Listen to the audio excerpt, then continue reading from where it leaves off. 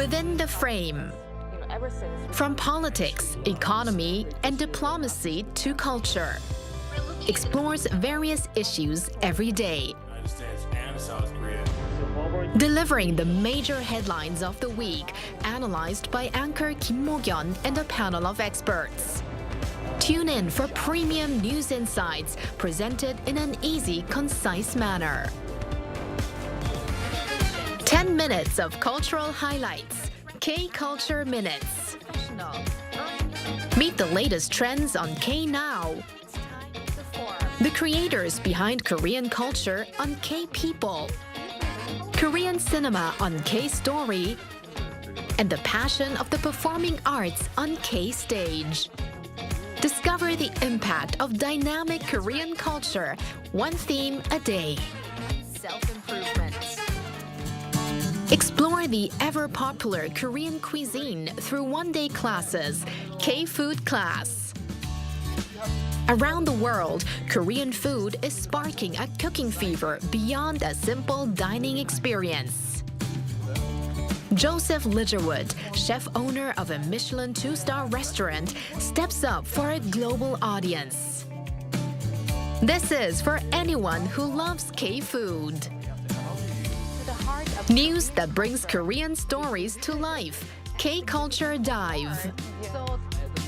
Delivering K-everything, from lifestyle to entertainment and trends. Discover Korea's seasonal landscapes, major issues, exhibition and cultural venues, and diverse cultural news.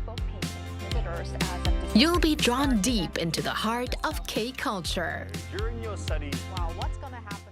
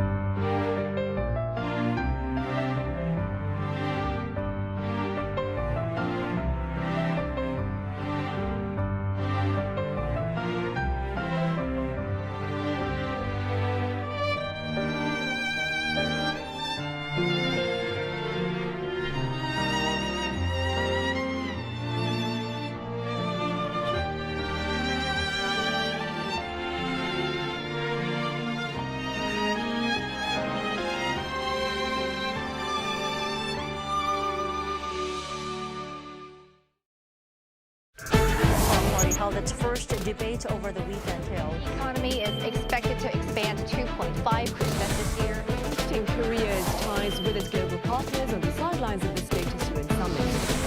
A massive drone attack on Ukraine overnight on Monday and Tuesday.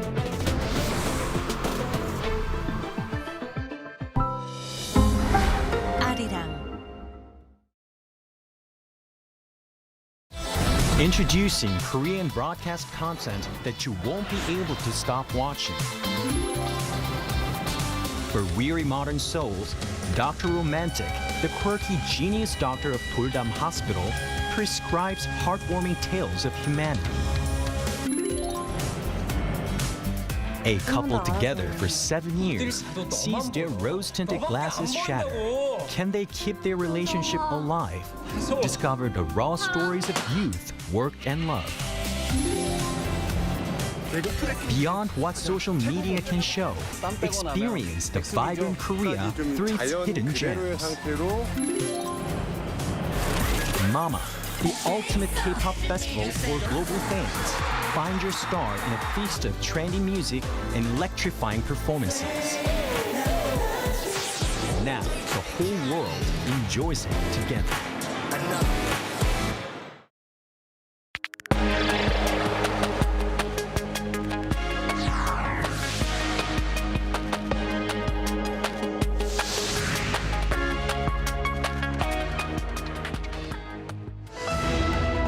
Top diplomats of South Korea and the United States met in Washington, D.C. to discuss tariff issues, as well as the implementation of agreements outlined in the joint summit fact sheet, signed by the two countries' leaders in November.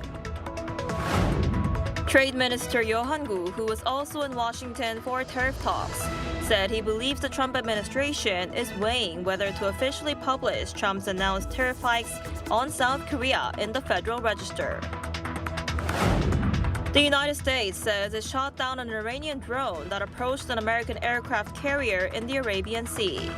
This comes as the U.S. continues to build up a military presence in the region, amid heightened tensions between Washington and Tehran, and as the two countries prepare to resume nuclear talks in Istanbul this week. Hello and welcome to our noon edition of Arirang News. We begin today with a meeting between the South Korean foreign minister and his U.S. counterpart in Washington, D.C., as Seoul works to reverse the U.S. tariff hikes on Korean products. Foreign Minister Cho vowed to quickly implement the terms of the trade and investment deal agreed when the two countries' leaders met late last year. Our Park Jun-an has the latest. South Korean Foreign Minister Cho Hyun met with U.S. Secretary of State Marco Rubio at a closed-door meeting in Washington, D.C. on Tuesday. This comes as the Korean government seeks to resolve issues after U.S. President Donald Trump warned that tariffs on Korea would be hiked from 15% to 25%, citing delays in the National Assembly's passage of legislation needed to implement last November's bilateral trade and investment deal. After the meeting, South Korea's foreign ministry said that Minister Cho Hyun urged Secretary Rubio that there will be swift and substantive implementation of the November joint fact sheet, especially in nuclear energy, nuclear power submarines, and shipbuilding. He also explained Seoul's efforts on tariff agreements and U.S.-bound investments and proposed continued diplomatic support for smooth trade talks. Both ministers agreed to implement security commitments to build positive momentum and maintain close coordination on North Korea issues and regional stability. The U.S. State Department also released a statement emphasizing the enduring strength of the two countries' alliance and said both sides discussed advancing bilateral cooperation through a forward-looking agenda aligned with recent summits between Presidents Trump and Yi. Secretary Rubio also thanked Korea for its leadership in developing secure, resilient, and diversified critical minerals supply chains. The deployment of high-level trade figures to the U.S. reflects the deep concerns in Korea over tariffs, which could disrupt operations at Korean companies. Park Jun-an, Arirang News. Meanwhile, South Korean Trade Minister Yo Han-gu said he believes the Trump administration is weighing whether to officially publish planned tariff hikes on South Korea in the U.S. Federal Register. Yo told reporters ahead of his return to South Korea on Tuesday local time that Seoul is committed to existing bilateral agreements with the U.S., following talks with key government, congressional, and industry figures on the issue. He also said he held closed-door meetings with around 20 U.S. lawmakers, where he outlined legislative steps to support U.S. investment and stressed that bilateral commitments, including in non-tariff areas, are being upheld. The trade minister had been in Washington since Friday of last week for a series of meetings seeking what he called a mutually beneficial resolution to the latest trade tensions. The Korean government has made it official that there will be no further extensions to the temporary tax break for multiple homeowners beyond May 9th, though a grace period of up to 6 months may be granted in certain cases given the tight deadline. Our Blue House correspondent Yoon Jung-min reports. Employing all available tools to tamp down high home prices in the capital area. That was the key message from President Lee Jae-myung at Tuesday's weekly cabinet meeting, as he also called for thorough measures.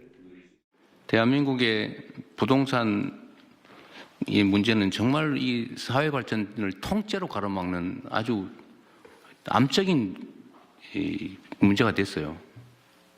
부동산 거래하는 사람이 나쁘다는 얘기 아닙니다. 그건 시스템이 사회가 그렇게 허용하니까 그렇게 하는 거예요.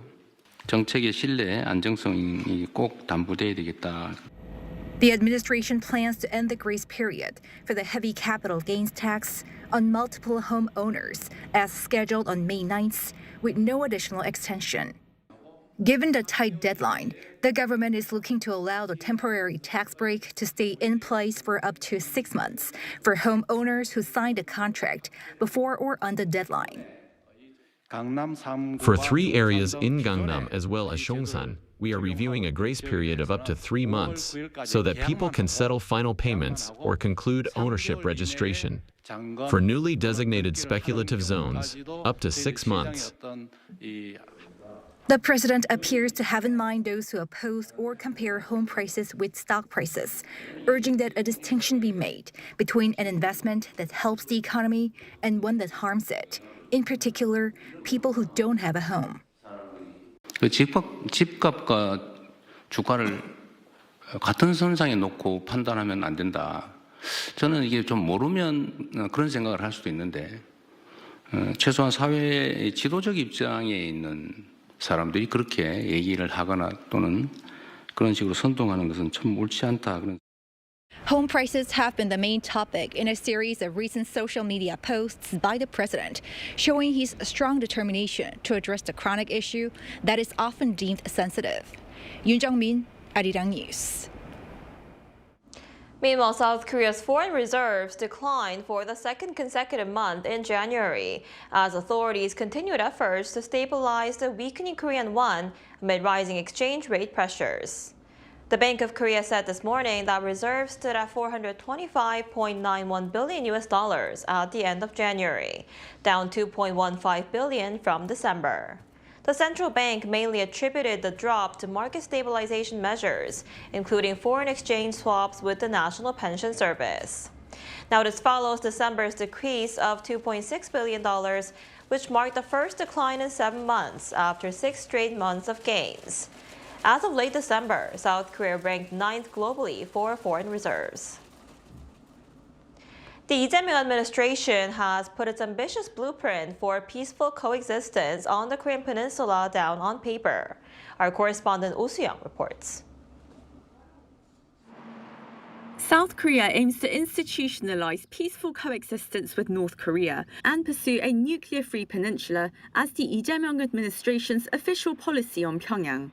On Tuesday, the Unification Ministry released its first full-fledged policy booklet under the incumbent administration, outlining Seoul's position and goals on inter-Korean relations. The policy aims to first institutionalize peaceful coexistence between the two Koreas, build foundations for joint growth, and achieve a peninsula without war and nuclear weapons. Based on President Lee Jae-myung's Liberation Day address last August, the policy establishes 3 guiding principles: respect for the North Korean regime, rejection of unification by subjugating the North, and a pledge not to commit hostile acts that could raise military tensions. Seoul further sets out 3 main strategies, calling for mutually beneficial inter-Korean exchanges and cooperation, efforts to normalize North Korea's ties with the international community, and practical approaches towards a nuclear-free peninsula. The term denuclearization has a coercive aspect, but a nuclear-free Korean peninsula puts emphasis on future orientation, and this stage-based approach of suspension, reduction, and dismantlement also proceeds gradually and step by step, taking into account North Korea's position. But is North Korea interested? Over the past 5 years, the North has blown up communication channels, defined relations with the South as hostile, and continued to advance its nuclear and missile capabilities. With limited options, the government sets out 6 key tasks, including rebuilding inter-Korean relations, preparing for joint development projects, and strengthening broader participation in peace and unification efforts. The most crucial step at the top level is dialogue. For that, we must restore communication channels. If we want to gain a more synergistic effect, we need public support and cooperation from the international community. I also think the term nuclear-free peninsula has in mind a virtuous cycle structure of inter-Korean dialogue and North Korea-US dialogue. As South Korea sets out its inter-Korean policy, the focus now moves up north. The upcoming Workers' Party Congress expected in the coming days is likely to highlight Pyongyang's foreign policy direction for the next 5 years. All eyes are on how it may or may not acknowledge relations with the South. Oh Soo-young, Arirang News.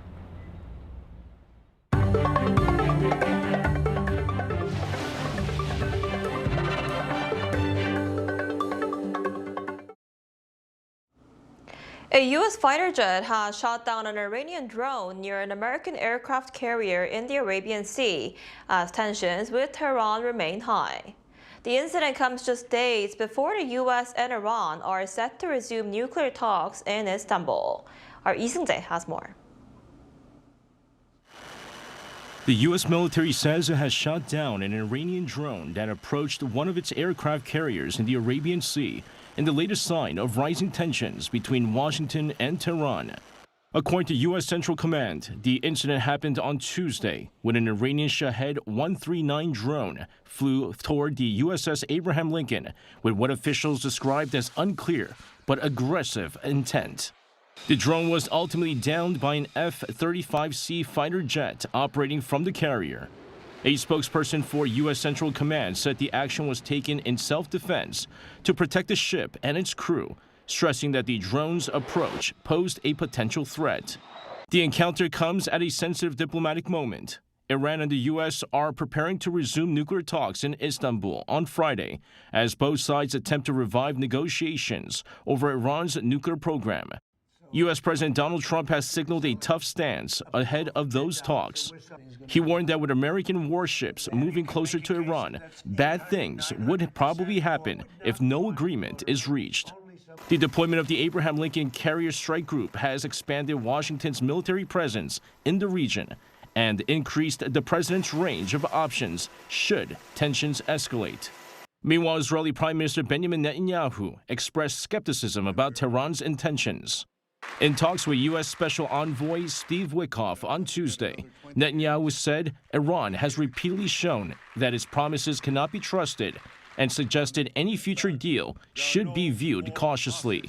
Observers say the upcoming talks in Istanbul could be critical in determining whether tensions ease or move closer to confrontation. Lee Seung-jae, Arirang News. The Seoul Fashion Week returns for its 2026 fall-winter season at Dongdaemun Design Plaza with a more focused format that brings together runway shows, presentations, and business programs under one roof. Our Cho Young-eun was there. Korean fashion drew large crowds and global attention as enthusiasts and industry insiders filled Dongdaemun Design Plaza to catch the latest trends. The 2026 Fall-Winter Seoul Fashion Week kicked off on Tuesday and runs through Sunday at DDP, featuring a total of 15 runway shows and 9 presentation events from 24 participating brands. The opening show was led by men's label Moon. Embodying the brand's philosophy of embracing the unfamiliar, the show featured military-inspired silhouettes and draping techniques that resemble paper wrapping.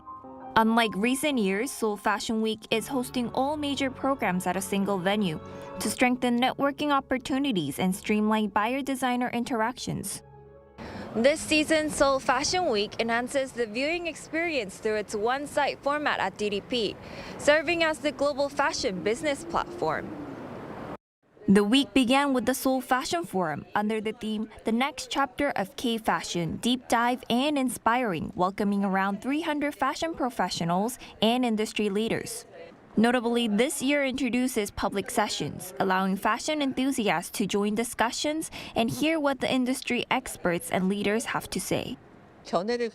I believe that when Korean brands broaden their perspective, move beyond imitation, and discover their own unique identity, they can succeed both globally and in Korea. The trade show, Seoul Fashion Week's major business program, begins on Thursday, offering one-on-one consultations with 100 overseas buyers from 20 countries. Key global buyers, including Harvey Nichols, Urban Outfitters, and Club 21 Singapore, are set to attend, highlighting the growing international demand for K-fashion and Seoul Fashion Week's expanding global influence. Cho Young-eun, Arirang News.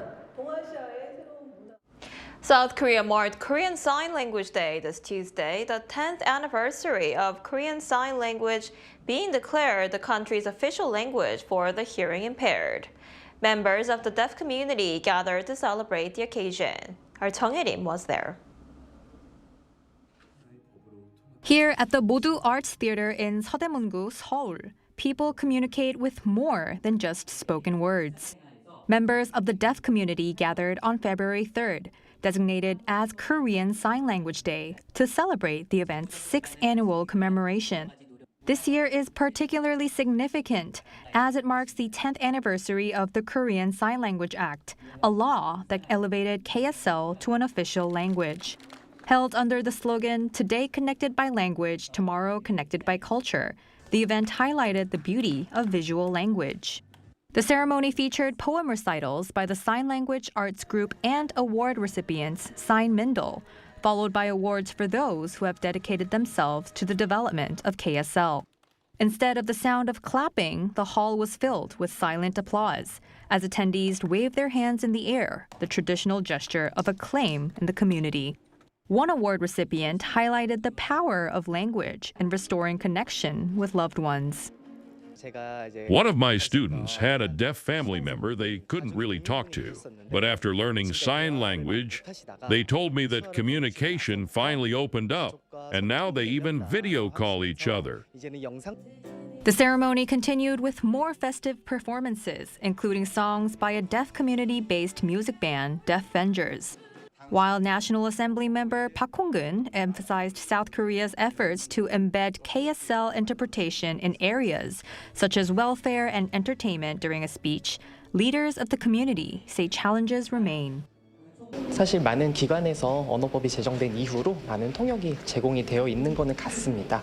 하지만 아직도 현장에서는 적용이 많이 안 되고 있는 듯한 모습도 많이 보이고요. 사실 10년이라는 시간에 비해서는 아직은 조금 더 발전의 속도가 여전히 더디다는 생각이 좀 많이 드는 것 같습니다. 가장 시급한 문제는 사실 수어 사용 환경에 좀 실질적인 확대가 좀 많이 필요하다고 생각이 듭니다. 또 언어권 보장 그리고 디지털 미디어 환경에서 좀 다양하게 수업 접근성이 강화되었으면 좋겠다는 생각이 듭니다.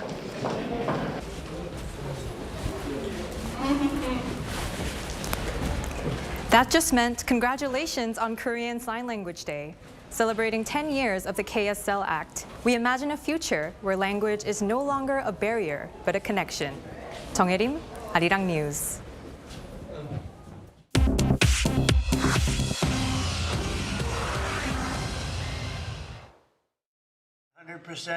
This is the world now, bringing you everything you need to know from around the globe.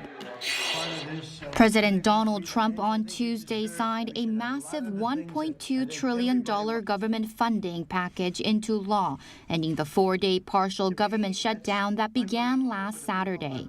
The U.S. House passed the bill 217 to 214 earlier on Tuesday after the Senate approved it last Friday.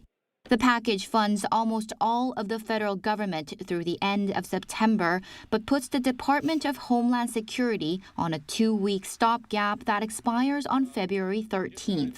Lawmakers now face a short window to negotiate a longer DHS deal as Democrats push for changes after federal agents fatally shot 2 people in Minneapolis last month. Former President Bill Clinton and former Secretary of State Hillary Clinton have agreed to testify later this month in a congressional investigation into late sex offender Jeffrey Epstein. House Oversight Committee Chairman James Comer confirmed on Tuesday that the Clintons will sit for transcribed film depositions on February 26th and 27th. The agreement effectively pauses a looming contempt of Congress vote that could have led to criminal charges against the couple. NASA has delayed its mission to fly astronauts around the moon after hydrogen leaks disrupted a fueling test. Engineers at the Kennedy Space Center in Florida detected the leaks during a wet dress rehearsal, a final pre-launch simulation of the massive Space Launch System rocket. This technical failure forced launch controllers to halt the countdown with just 5 minutes remaining. The The delay pushes the launch date back to at least March 6th. Spanish Prime Minister Pedro Sanchez has announced plans to ban social media for children under the age of 16 to combat, quote, the digital Wild West.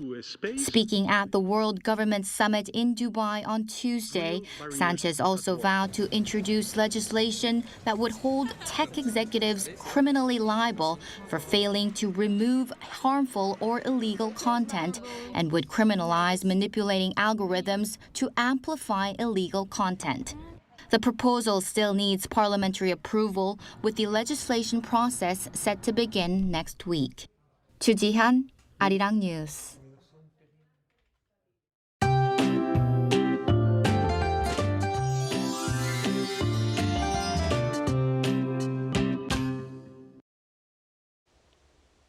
Today marks Ipchun, the seasonal turning point that signals the start of spring. And right on cue, temperatures are climbing, bringing milder than average weather to most parts of Korea. However, as the cold briefly eases, fine dust levels are becoming a concern. Air quality will be bad today in Seoul, Gyeonggi-do, and Chungcheong-pukdo provinces all day today. Meanwhile, dry weather alerts remain in place for the eastern parts of Gangwon-do and Gyeongsang-do provinces. Strong winds along the east coast will increase wildfire risk, so extra caution with fire safety is essential. And this afternoon, Seoul will be getting up to 7 degrees Celsius. Daegu, Gyeongju, Gwangju all topping out at 11 degrees Celsius. Well, spring may be trying to make an early appearance today, but winter is not quite done with us yet. Freezing air will return on Friday, and it will stay bitterly cold through early next week, with a winter mix in the forecast for Jeju and Jeollado province. That's all we have for today's noon edition of Arirang News. Thank you for watching. We'll be back at 5 p.m. Korea time. Stay tuned.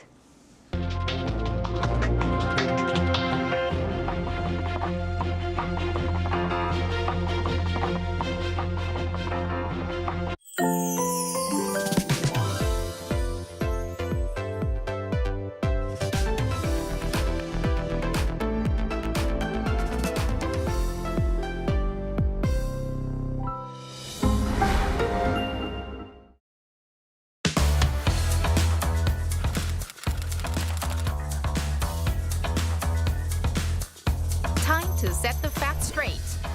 Get Korea right.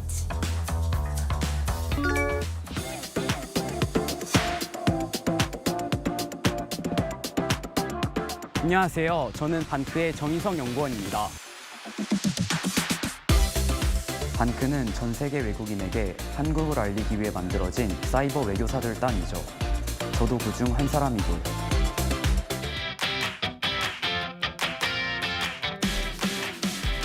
여러분들의 높은 관심 속에 수많은 한국 오류 정보를 바로잡을 수 있었는데요. 그런데 한국 역사와 관련된 오류 정보들이 여전히 눈에 띄더라고요. 잘못된 정보는 바로 고쳐야겠죠? 지금부터 제가 한국 역사에 대한 제대로 된 정보를 바로 알려드리겠습니다.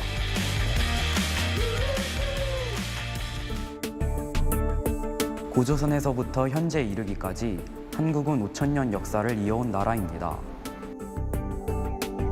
그 긴 시간 동안 왕조가 바뀌고 나라 이름이 바뀌긴 했지만 한국은 독자적인 문화와 전통을 가진 독립국가였는데요.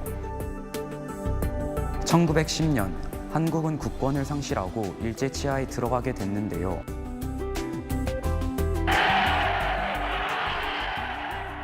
한민족은 1919년 3.1운동을 포함해 여러 차례 대규모 독립운동을 전개했습니다. 뿐만 아니라 임시정부 수립, 광복궁 활동 등을 통해 끊임없이 일제에 항거했어요.